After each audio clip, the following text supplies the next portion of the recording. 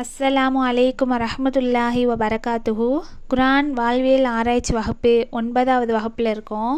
குர்ஆன் சிராத்துல் முஸ்தகீமாக இருக்குது, நேரான வழியை காட்டக்கூடியதாக இருக்குது. இந்த குர்ஆன் எல்லாருக்கும் நேரான வழியை காட்டுமா அப்படின்னா கிடையாது.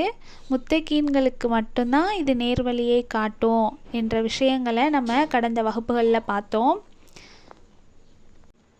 பொதுவாக நம்ம குர்ஆனுடைய வசனங்களை படிக்கும் பொழுது ஒவ்வொரு வசனமும் தனித்தனி வசனம் போல் நம்மளுக்கு தெரியும். ஆனால் அதை ஆழ்ந்து கவனித்தால்தான் ஒரு வசனம் மற்றொரு வசனத்தோடு தொடர்பு இருப்பதை நம்ம கவனிக்க முடியும், விளங்க முடியும். உதாரணத்திற்கு 59வது அத்தியாயத்தில் 18வது வசனத்திலிருந்து 24வது வசனம் வரை அல்லாஹ் சொல்கிறான், நம்பிக்கை கொண்டவர்களே, அல்லாஹுக்கு அஞ்சிக் கொள்ளுங்கள். மேலும் ஒவ்வொருவரும் நாளைக்காக தான் முற்படுத்தி வைத்திருப்பதை பார்த்து கொள்ளட்டும். இன்னும் நீங்கள் அல்லாஹுவை அஞ்சிக் கொள்ளுங்கள். நீங்கள் செய்பவற்றை நிச்சயமாக அல்லாஹ் நன்கறிந்தவன். அன்றியும் அல்லாஹுவை மறந்துவிட்டவர்கள் போன்று நீங்கள் ஆகிவிடாதீர்கள். ஏனெனில் அவர்கள் தங்களையே மறக்கும்படி அல்லாஹ் செய்துவிட்டான். அத்தகையோர்தாம் பாவிகள் ஆவார்கள். நரகவாசிகளும் ஸ்வர்க்கவாசிகளும் சமமாக மாட்டார்கள். ஸ்வர்க்கவாசிகளே வெற்றியாளர்கள் ஆவார்கள். நபியே, நாம் ஒரு மலையின் மீது இந்த குர்ஆனை இறக்கியிருந்தோமானால் அல்லாஹ்வின் பயத்தால் அது நடுங்கி பிளந்து போவதாக கண்டிருப்பீர். மேலும் இந்த உதாரணங்கள் அவற்றை மனிதர்களுக்காக அவர்கள் சிந்திக்கும் பொருட்டு நாம் விளக்குகிறோம். அவனே அல்லாஹ், வணக்கத்திற்குரியவன் அவனை தவிர வேறு யாரும் இல்லை. மறைவானதையும் பகிரங்கமானதையும் அறிபவன் அவனே, அளவற்ற அருளாளன், நிகரற்ற அன்புடையோன். அவனே அல்லாஹ், வணக்கத்திற்குரிய இறைவன் அவனை தவிர வேறு யாரும் இல்லை. அவனே பேரரசன், மிக பரிசுத்தமானவன், சாந்தியளிப்பவன், தஞ்சமளிப்பவன், பாதுகாப்பவன், யாவரையும் மிகைத்தவன், அடக்கி ஆள்பவன், பெருமைக்குரியவன். அவர்கள் இணை வைப்பவற்றை விட்டும் அல்லாஹ் மிக தூய்மையானவன். அவன்தான் அல்லாஹ், படைப்பவன், உண்டாக்குபவன், உருவமளிப்பவன். அவனுக்கு அழகிய திருநாமங்கள் இருக்கின்றன. வானங்களிலும் பூமியிலும் உள்ளவையாவும் அவனையே தஸ்பீஹ் செய்கின்றன. அவனே மிகைத்தவன், ஞானமிக்கவன் என்று அல்லாஹ் கூறுகிறான். இப்போ இந்த வசனங்களையெல்லாம் நாம் படிக்கும் பொழுதே இவை ஒரு வசனம் மற்றொரு வசனத்தோடு தொடர்பு இல்லாதது போல நமக்கு தோன்றும். தனித்தனி வசனங்களாக நமக்கு தெரியும். ஆனால் அதையெல்லாம் ஆழ்ந்து கவனித்தால்தான் அதில் ஒன்று மற்றொன்றோடு தொடர்பு இருப்பதை நம்ம பார்க்க முடியும். அப்படி ஆழ்ந்து கவனிக்கும் போதே இந்த வசனங்கள் எல்லாம் நமக்கு உணர்த்தக்கூடிய செய்தி என்ன அப்படின்னு பார்த்தா, இவை அனைத்தும் தக்வாவை பற்றி தான் பேசுகிறது, முத்தகீன்களை பற்றி பேசுகிறது. முதலில் இறைவனை அஞ்சுதல் வருகிறது. அதற்கு பிறகு அஞ்சுவதற்கான காரணங்கள் வருகிறது. இறைவனை அஞ்சுகிறவன் என்ன செய்ய வேண்டும் என்று வருகிறது. அஞ்சுவதற்கான வழி என்ன என்பதும் வருகிறது. இறைவனை அஞ்சாதவனுக்கு ஏற்படும் நஷ்டம் என்ன என்பதும் இந்த வசனத்தில் வருகிறது. ஆக மொத்தம் இந்த வசனங்கள் அனைத்தும் முத்தகீன்களை, தக்குவாவை பற்றி பேசுது. இவைகள் அனைத்தும் ஒன்றோடு ஒன்று தொடர்பு இருப்பதை நாம் விளங்கி கொள்ள முடியும். 18வது வசனத்தில் அல்லாஹ் சொல்கிறான், ஈமான் கொண்டவர்களே, தக்குவா கொள்ளுங்கள் என்று அழைப்பு கொடுத்துட்டு அடுத்து சொல்கிறான், அந்த தக்குவா உடையவனுடைய பண்பை விளக்குகிறான். ஒவ்வொரு ஆத்மாவும் நாளைக்காக என்ன முன்பே அனுப்பியிருக்கிறது என்பதை கவனித்து கொள்ளட்டும் என்று அல்லாஹ் சொல்கிறான். இப்போ அல்லாஹ் அந்த நாளை என்று குறிப்பிடுவது அடுத்த நாளை கிடையாது, அது மறுமையை குறிக்கிறது.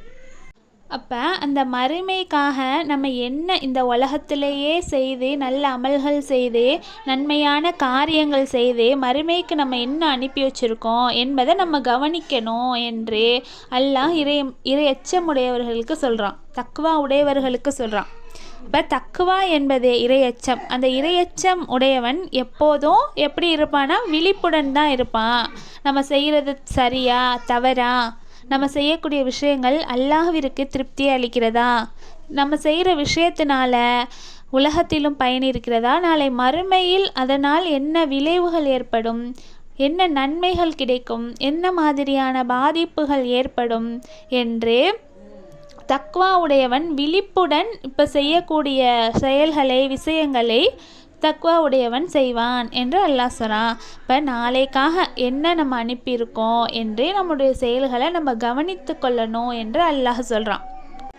உமர் ரலியல்லாஹு அன்ஹு அவங்க தக்வாவை பற்றி மிக அழகாக விளக்கியிருப்பார்கள். எப்படி அப்படின்னா, முள் நிறைந்த ஒரு காட்டு பாதையில் ஒருவன் நடந்து செல்கிற நிலை தான் தக்குவா அப்படின்னு உமர் ரலியல்லாஹு அன்ஹு அவங்க சொல்கிறாங்க. ஒரு முட்கள் நிறைந்த கரடு முரடான காட்டு பகுதிக்குள்ளே நடந்து போகிறோம் அப்படின்னா நம்ம எவ்வளவு கவனமாக நடப்போம். நம்ம கால்களில் முள் குத்தி விடக்கூடாது, கைகளில் முள் கிழித்து விடக்கூடாது, உடம்புல பற்றக்கூடாது என்று வளைந்து நெளிந்து ஒவ்வொரு அடியும் பார்த்து பார்த்து நம்ம எடுத்து வைப்போம். அப்போ தக்குவா உடையவன் அது போல தான் இந்த உலகத்தில் வாழும்போது நம்ம செய்யக்கூடிய ஒவ்வொரு செயலும் நாளை மறுமைக்கு பாதிப்பாக இருந்துடக்கூடாது, அதனால் மறுமையில் நம்ம நஷ்டப்பட்டுறக்கூடாது, எந்த பாதிப்பும் அனுபவித்து விடக்கூடாது என்று நம்ம செய்யக்கூடிய ஒவ்வொரு விஷயமும் மறுமைக்காக அனுப்பி வைக்கப்பட்டு கொண்டே இருக்கிறது என்ற விழிப்புடன் தக்வா உடையவர்கள் இருப்பார்கள் என்பதை நாம் புரிந்து கொள்ள முடியும். அதே வசனத்தில் அடுத்து சொல்கிறான், அல்லாஹ்வை அஞ்சுங்கள், நீங்கள் செய்பவற்றை அல்லாஹ் நுணுக்கமாக அறிகிறான் என்பதன் மூலம் அல்லாஹ் பெரிய பெரிய பாவங்களை மட்டும்தான் கவனிக்கிறான் அப்படி கிடையாது. நம்ம செய்யக்கூடிய சின்ன சின்ன விஷயமா இருந்தாலும் நமக்கு அது பாவம் அப்படின்னு தோணாது, சாதாரணமாக ஒரு அற்ப விஷயமா இருக்கும். ஆனால் அந்த சின்ன பாவங்களை கூட அல்லாஹ் மிக நுணுக்கமாக அறியக்கூடியவனாக இருக்கிறான் என்பதை நம்ம புரிந்து கொள்ள வேண்டும். அடுத்து 19வது வசனத்தில் அல்லாஹ் எதிர்மறை உதாரணங்களை கொண்டு விளக்குறான். அல்லாஹ்வை மறந்தவர்கள் போல் நீங்கள் ஆகிவிடாதீர்கள் என்று எச்சரிக்கிறான்.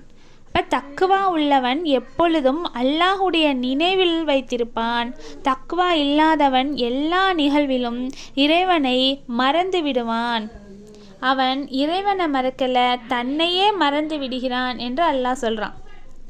தன்னையே மறத்தல் அப்படிங்கிற நிலை ஒருத்தன் நான் யார், எதற்காக இந்த உலகத்தில் படைக்கப்பட்ட, அல்லாஹ் எதற்கு என்ன படைத்தான், நமக்கு மரணம் அப்படின்னு ஒன்று வருமே, மறுமை என்று ஒன்று இருக்குதே, கபருடைய வாழ்க்கைன்னு ஒன்று இருக்கே, நன்மை தீமைகள் நிற்கக்கூடிய அந்த தராசு என்று ஒன்று இருக்கே என்று மறுமையின் நிகழ்வுகளை மறந்து, அல்லாஹுடைய அச்சங்களை மறந்து, மரணத்தை மறந்து, இந்த உலகத்தின் சுகபோகங்களையே மூழ்கி கொண்டு தன்னையே அவன் மறந்திருப்பான்.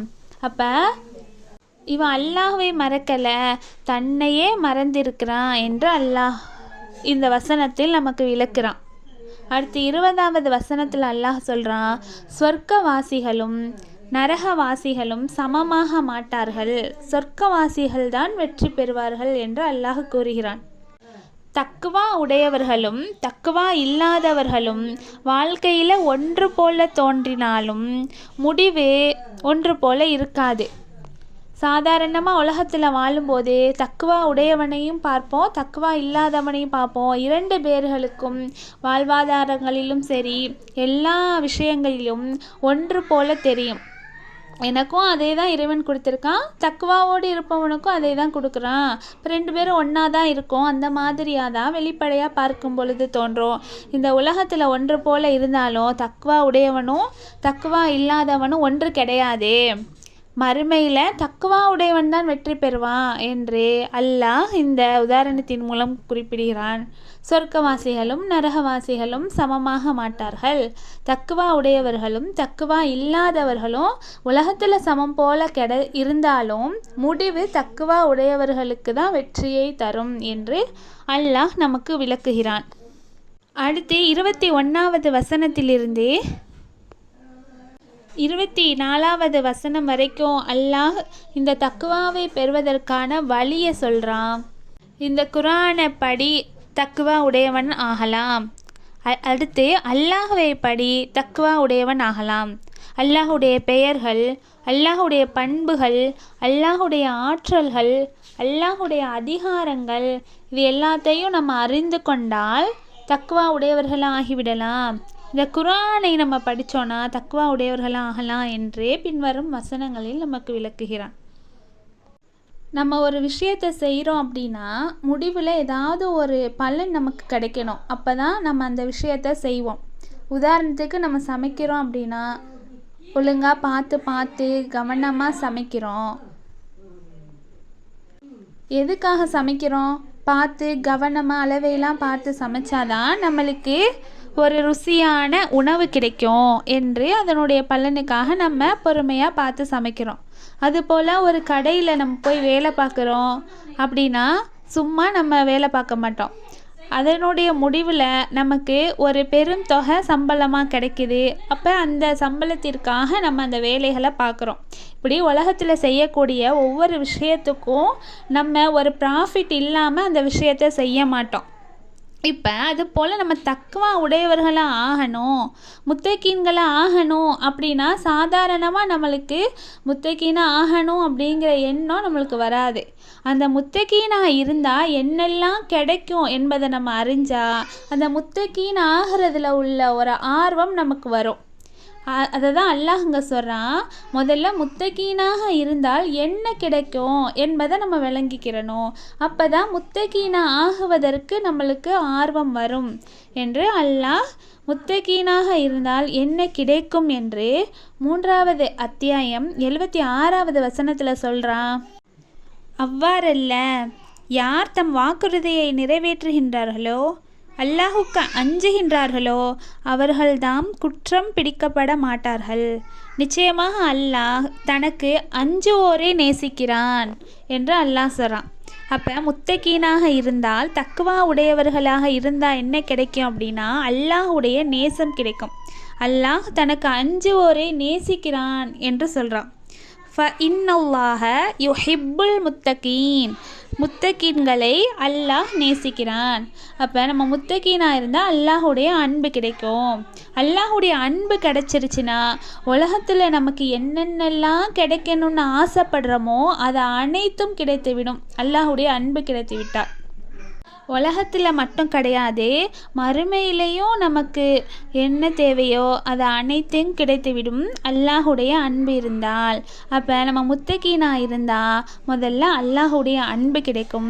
அல்லாஹுடைய அன்பு கிடைச்சிருச்சுன்னா எல்லாம் கிடைத்துவிடும் என்று அல்லாஹ் சொல்கிறான்.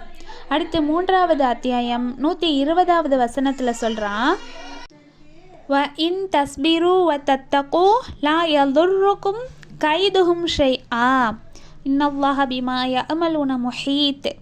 பொறுமையாக இருந்து அல்லாஹ்வை அஞ்சினால் அவர்களுடைய சூழ்ச்சி உங்களுக்கு எந்த தீமையும் செய்யாது.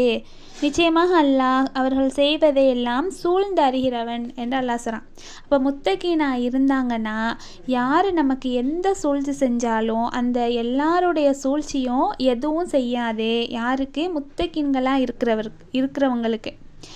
ஒருத்தர் அவதூறு மூலம் நமக்கு தீங்கு விளைக்கலாம், பொய் மூலம் தீங்கு விளைக்கலாம், ஏராளமான சூழ்ச்சிகள் செய்யலாம். எல்லாரையும் ஒன்று கூட்டி நமக்கு எதிரான பல சூழ்ச்சிகள் செய்தாலும் அந்த யாருடைய சூழ்ச்சியும் நம்ம முத்தகீனாக இருந்துட்டோன்னா, தக்வா உடையவர்களாக இருந்துட்டோன்னா நமக்கு எந்த தீங்கும் செய்யாது என்று அல்லாஹ் இந்த வசனத்தில் நமக்கு கூறுகிறான். அடுத்து அல்லாஹ் 7வது அத்தியாயம் 96வது வசனத்தில் ஒரு ஊர் மக்களை பற்றி பேசுகிறான். அந்த ஊர் மக்கள் தக்வாவோடு வாழ்ந்திருந்தால் அவர்களுக்கு வானங்களிலிருந்தும் பூமியிலிருந்தும் பரக்கத்துக்களின் கதவுகளை திறந்து இருப்போம் என்று அல்லாஹ் சொல்கிறான். அப்போ அந்த ஊர் மக்கள் நபிமார்களை பொய்ப்பித்து கொண்டிருந்தார்கள். அதன் காரணமாக அல்லாஹ் அவர்களை பிடித்து கொண்டான். ஆனால் அந்த ஊர் மக்கள் முத்தகீன்களாக இருந்திருந்தா, தக்வா உடையவர்களாக இருந்திருந்தா வானங்களிலிருந்தும் பூமியிலிருந்தும் பரக்கத்துகளை திறந்திருப்போம் என்று அல்லாஹ் சொல்கிறான். இப்போ இப்போ தக்குவா உடையவர்களுக்கு அல்லாஹ் வானத்திலிருந்தும் பூமியிலிருந்தும் பரக்கத்துகளை இறக்குகிறான் என்பதை நம்ம புரிந்து கொள்ளணும். இப்போ பரக்கத் அப்படின்னு எடுத்துக்கிட்டோம் அப்படின்னா வெறும் காசு பணம் மட்டும்தான் பரக்கத்து அப்படின்னு கிடையாது. நம்முடைய வாழ்க்கையில் ஏற்படக்கூடிய எல்லா விஷயங்களிலுமே பரக்கத் இருக்குது. நம்ம வாழ்க்கையில் ஏற்படக்கூடிய அமைதி, திருப்தி, மன நிறைவு, சந்தோஷம், ஒற்றுமை, இது எல்லாமே நமக்கு இருக்கக்கூடிய அந்த பரக்கத்து தான். அதிகமான வருமானம் வந்தால் மட்டும்தான் பரக்கத்து அப்படின்னு கிடையாது. குறைந்த வருமானத்திலும் நம்மளுடைய தேவைகளெல்லாம் பூர்த்தி செய்ய முடியுதுன்னா அதுவும் பரக்கத்து. நம்மளுக்கு எந்த ஒரு வசதி வாய்ப்புகள் இல்லாவிட்டாலும் மன நிறைவோடு நிம்மதியாக சந்தோஷமாக இருக்க முடியுதுன்னா அதுவும் பரக்கத்து. இப்போ நம்முடைய வாழ்க்கையில் ஏற்படக்கூடிய அனைத்தும் பரக்கத்து. அப்போ அந்த பரக்கத்து எப்போ கிடைக்கிது, யாருக்கு கிடைக்குதுன்னா முத்தக்கின்களாக இருக்கிறவங்களுக்கு, தக்குவா உடையவர்களுக்கு பரக்கத் கிடைக்குது என்று அல்லாஹ் கூறுகிறான். அடுத்து அல்லாஹ் 8வது அத்தியாயம் 29வது வசனத்தில் சொல்கிறான், நம்பிக்கை கொண்டவர்களே, நீங்கள் அல்லாஹுக்கு அஞ்சுவீர்களானால் அவன் உங்களுக்கு ஃபுர்கானை வழங்குவான் என்று சொல்கிறான். இப்போ அல்லாஹ்வை அஞ்சினால் தக்குவா உடையவர்களாக இருந்தால் அவர்களுக்கு ஃபுர்கானை அல்லாஹ் வழங்குவான். ஃபுர்கான் அப்படின்னா என்ன அப்படின்னா நல்லது எது கெட்டது எது என்பதை பிரித்து பார்க்கக்கூடிய தெளிவு, அறிவு, அதுதான் ஃபுர்கான் அப்படின்னு சொல்லப்படும். குர்ஆனுக்கு அல்லாஹ் ஃபுர்கான் என்று சொல்கிறான். குர்ஆன் நல்லது எது தீமை எது என்று பிரித்து காட்டும். அதனால குர்ஆனுக்கு அந்த பேரை அல்லாஹ் சொல்கிறான். அப்போ நம்முடைய வாழ்க்கையில் நன்மையான விஷயங்கள் எது தீமையான விஷயங்கள் எது என்று முடிவெடுக்கக்கூடிய ஒரு தெளிவை அல்லாஹ் முத்தகீன்களுக்கு கொடுப்பான். முடிவு தெளிவாக நம்ம எடுத்தோம் அப்படின்னா தான் நம்முடைய வாழ்க்கையில் நடக்கக்கூடிய ஒவ்வொரு விஷயங்களிலும் நம்ம வெற்றி பெற முடியும். நம்மளுக்கு தெளிவான முடிவு இல்லை அப்படின்னா,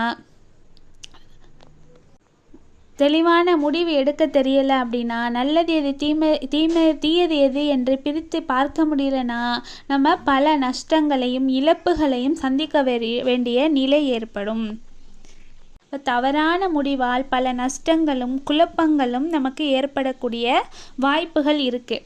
அப்போ முத்தகீன்களுக்கு அல்லாஹ் இந்த நன்மை தீமையை பிரித்து பார்க்கக்கூடிய அந்த தெளிவை வழங்குவான், ஃபுர்கானை வழங்குவான் என்று அல்லாஹ் கூறுகிறான். அடுத்து அல்லாஹ் இந்த தக்வா உடையவர்களுக்கு அல்லாஹ் அவர்களுடைய பாவங்களை மன்னிப்பான் என்று அல்லாஹ் சொல்கிறான். இப்போ தக்வா உடையவர்களாக இருந்தோன்னா நம்முடைய பாவங்களை மன்னிப்பதாக அல்லாஹ் குர்ஆனில் கூறுகிறான். அடுத்து அல்லாஹ் 65வது அத்தியாயம் 2, 3, 4, 5 ஆகிய வசனங்களில் சொல்கிறான், யார் அல்லாஹ்வை அஞ்சுகிறார்களோ அவர்களுக்கு அல்லாஹ் போக்கிடத்தை ஏற்படுத்துவான் என்று சொல்கிறான். வெளியேறக்கூடிய வழியை காட்டுவான். அத்தகையவருக்கு அவர் எண்ணிராத புறத்திலிருந்து அவன் உணவு வசதிகளை அளிக்கிறான் என்று அல்லாஹ் சொல்கிறான். அப்போ அல்லாஹ்வை அஞ்சுகிறவர்களுக்கு அல்லாஹ் வெளியேறக்கூடிய வழியை காட்டுறான். ஒரு துன்பத்தில் மாட்டிக்கிட்டோம், சிக்கலில் மாட்டிக்கிட்டோம், என்ன பண்ணுறதுன்னு தெரியலை என்றால் அதிலிருந்து வெளியேறக்கூடிய வழியை அல்லாஹ் முத்தகீன்களுக்கு கொடுப்பான், காட்டுவான். மேலும் யார் அல்லாஹ்வை அஞ்சுகிறாரோ அவருக்கு அவருடைய காரியத்தை எளிதாக்குவான். இப்போ அல்லாஹ்வை அஞ்சினால் நம்முடைய காரியங்கள் மிக கடினமான விஷயங்களாக இருந்தாலும் அதை மிக எளிதாக்குவான் என்று அல்லாஹ் சொல்கிறான்.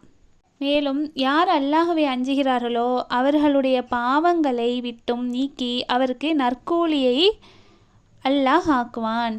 அப்போ முத்தகீனாக இருந்தோம் அப்படின்னா, தக்வா உடையவர்களாக இருந்தால் அல்லாஹ் ஏராளமான நன்மைகளை சிறப்புகளை நமக்கு தர்றான். அல்லாஹுடைய அன்பு கிடைக்குது. யாருடைய சூழ்ச்சியும் நமக்கு எந்த ஒரு தீமையையும் செய்ய முடியாது முத்தகீனாக இருந்தால். முத்தகீனாக இருந்தால் அல்லாஹ் வானங்களில் இருந்தும் பூமிகளில் இருந்தும் பரக்கத்துகளை திறந்து விடுறான். முத்தகீனாக இருந்தால் அல்லாஹ் ஃபுர்கானை வழங்குகிறான். நன்மை எது தீமை எது என்று பிரித்து பார்க்கக்கூடிய அறிவை வழங்குகிறான். முத்தகீனாக இருந்தால் அல்லாஹ் துன்பங்களிலிருந்து வெளியேறக்கூடிய வழியை காட்டுறான். அல்லாஹுடைய மன்னிப்பை கொடுக்குறான். இப்படி ஏராளமான விஷயங்களை முத்தகீன்களுக்கு அல்லாஹ் வழங்குகிறான். அப்போ நம்முடைய இலக்கு என்னவா இருக்கணும்? முத்தகீன்களாக மாறணும், முத்தகீன்களாக உருவாகணும். அதுதான் நம்முடைய இலக்காக இருக்கணும். அப்போ முத்தகீனாக மாறுவதற்கு, முத்தகீனாக ஆகுவதற்கு அல்லாஹ் நம் அனைவருக்கும் கிருபை செய்வானாக. அல்ஹம்துலில்லாஹி ரப்பில் ஆலமீன்.